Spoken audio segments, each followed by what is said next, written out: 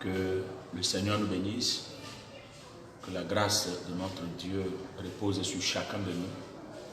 Shalom la Côte d'Ivoire, shalom les Ivoiriens, shalom les Ivoiriennes, shalom les hommes de Dieu.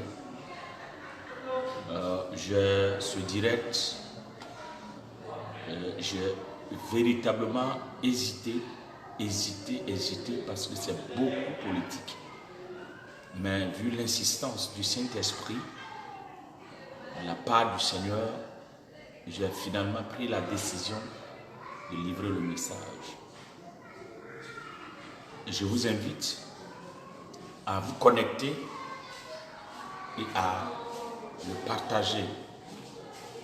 Parce que c'est une révélation de la part du Seigneur pour le président de la République, son Excellence Alassane Ouattara. Et ceux qui viendront sur cette page, ou bien qui vont sur ce direct, et qui vont essayer de faire des commentaires politiques sur ma page, de grâce, je vous demande pardon, ne le faites pas.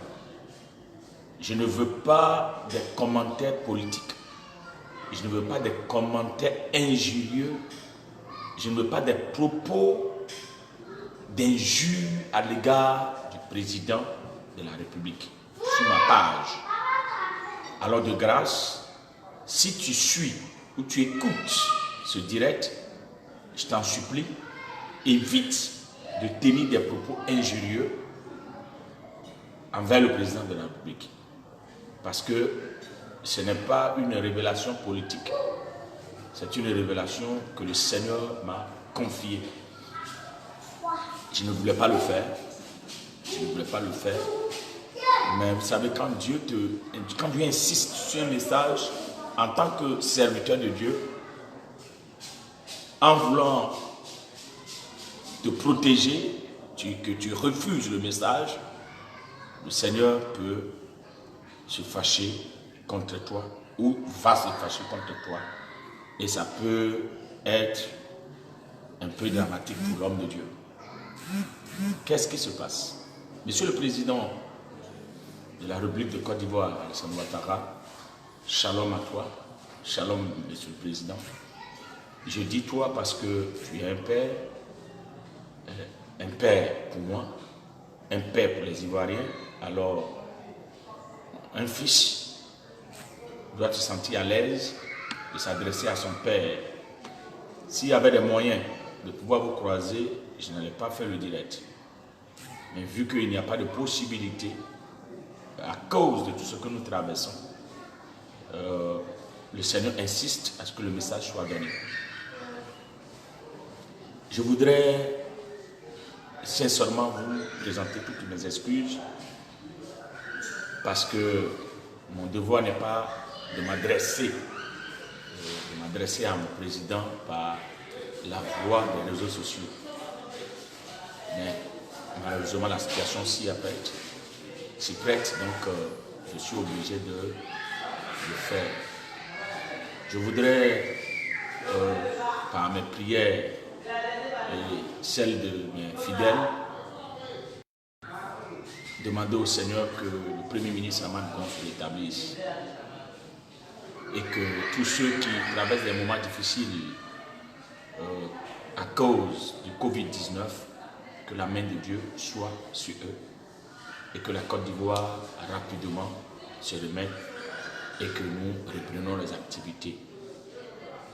Monsieur le Président, cette révélation est un peu forte, mais selon ce que Dieu m'a dit, il faut assez d'humilité pour pouvoir l'accepter. Mais vous connaissant, humble, un homme tranquille, je sais que vous allez au moins considérer et voir comment il faut gérer ce que je vais dire. J'étais en train de prier pour Madagascar parce que Dieu m'avait révélé que Madagascar allait connaître des difficultés à cause de leur apémésia, à cause de l'entêtement du président il va y avoir un complot international contre le pays et contre le président. Et c'est dans cette prière-là que je chantais une prière que Dieu va me révéler un message que je devais rapidement terminer. Qu'est-ce que c'est? Dans la révélation, Dieu me montre que vous étiez comme une mère qui a un fils au dos. Et le fils que Dieu me montre, c'était la Côte d'Ivoire. La Côte d'Ivoire que vous avez attachée comme un bébé au dos. Une Côte d'Ivoire qui, à vue d'œil, est très jolie à voir, mais que vous avez attachée au dos. Et vous devez remettre la Côte d'Ivoire dans un état.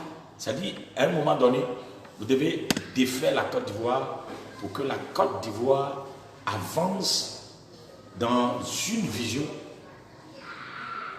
Dans une vision. Mais je n'ai pas reçu les détails là-dessus. Mais pour que la Côte d'Ivoire se remette dans cette vision, il y avait 2 tunnels que, Monsieur le Président, vous devez emprunter. Le premier tunnel, c'est que c'est un tunnel bien large, un tunnel libre où on peut marcher. Vous avez la possibilité de marcher droit, sans inquiétude, avec la Côte d'Ivoire toujours au dos. Mais au bout de ce tunnel, le Seigneur me montre une abîme, un trou où il y a tous les dégâts nécessaires. Il y avait le feu, il y avait des douleurs, il y avait des cris. Et j'ai dit au Seigneur, mais pourquoi ça? Et Dieu me dit, si le président emprunte ce tunnel, il va laisser la Côte d'Ivoire dans un trou. Il va laisser la Côte d'Ivoire dans une situation déplorable, dans une situation difficile à s'en sortir. Je dis alors, ok. Et Dieu me dit, suis-moi. Et il m'amène dans le deuxième tunnel. Ce deuxième tunnel-là est bien serré. En tout cas, c'est un tunnel serré. Un tunnel vraiment petit. Et en voyant votre taille et la Côte d'Ivoire au dos, vous avez l'obligation de vous accroupir. C'est-à-dire un signe d'abaissement pour pouvoir entrer dans le tunnel. Mais par rapport au premier tunnel qui était libre avec des gens à l'intérieur qui se réjustaient, à l'intérieur de l'autre tunnel, ce n'était pas la même chose. C'était un tunnel resserré dont je vois des chefs de guerre, c'est-à-dire des militaires. Je vois à l'intérieur le président Laurent Gbagbo. Je vois à l'intérieur Bédié. Je vois à l'intérieur même le ministre Mabri. Je vois à l'intérieur Sorobium. Je vois à l'intérieur Ahmed Bakaïko. Je vois, en tout cas, il y avait beaucoup de personnes dans ce tunnel. Et puis, le Seigneur me dit, tu vois, ce tunnel est difficile à emprunter, non seulement pour que le président s'abaisse, entrer, mais c'est difficile. Et à l'intérieur, il doit traverser toutes ces personnes. Et Dieu me dit, je t'annonce que tu dois dire au président qu'il fasse un effort pour croiser toutes ces personnes-là. Je dis, ah bon? Donc, le deuxième tunnel est difficile à emprunter. Et à l'intérieur se trouvent des gens. Et au bout, le Seigneur me montre une Côte d'Ivoire que vous avez détachée, mais qui est tombée dans une bénédiction immense, dans une joie. Les gens étaient en joie. Les gens c'était des acclamations. Et Dieu me dit, le président doit tout faire pour passer par ce tunnel. C'est à ce seul prix-là que la Côte d'Ivoire va finir votre période. J'ai dit, waouh, Seigneur, je vais lui dire ça comme. Donc, Monsieur le Président,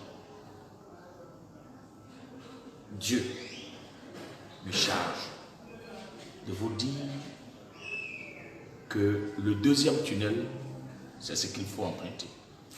C'est un tunnel de raconte, un tunnel de dialogue. C'est le tunnel en question. C'est un tunnel où vous avez le devoir de parler avec tous ceux, même qui vous entourent.